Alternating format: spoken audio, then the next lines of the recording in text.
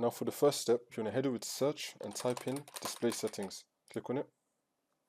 And now once you're on this, you want to scroll down and then you want to click on advanced display. You want to take note of your display. So mine's called Microsoft Basic Display Adapter. Now once you take a note of your display, you want to head over to search and then type in device manager. Click on it.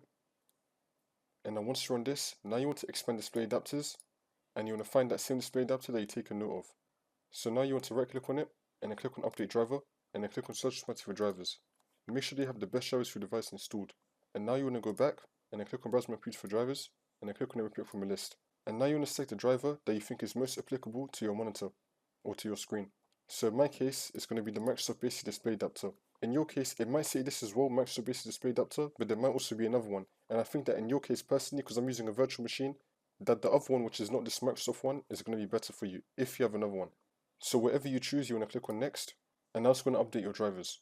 And now for the next step, you want to head over to search and type in display settings. Click on it. And now once you're on this, you want to scroll down and you want to make sure that everything's pretty much set to the recommended option. So for me, my scale is on recommended and my display resolution is also recommended. And now you want to scroll down and then click on advanced display. You want to make sure that your FPS in-game is the same as your refresh rate that you select right here. Or you could just put it a tiny bit higher if you want to. It will make the game slightly more smoother.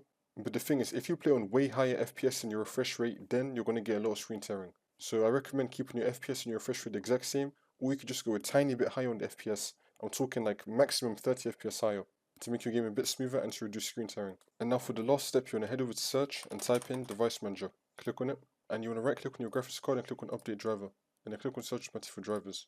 Make sure they have the best drivers for your device installed. I'm also going to leave 3 links down below for Nvidia, AMD and Intel. You want to install the software that comes with your graphics card, and then you want to update your drivers through the software.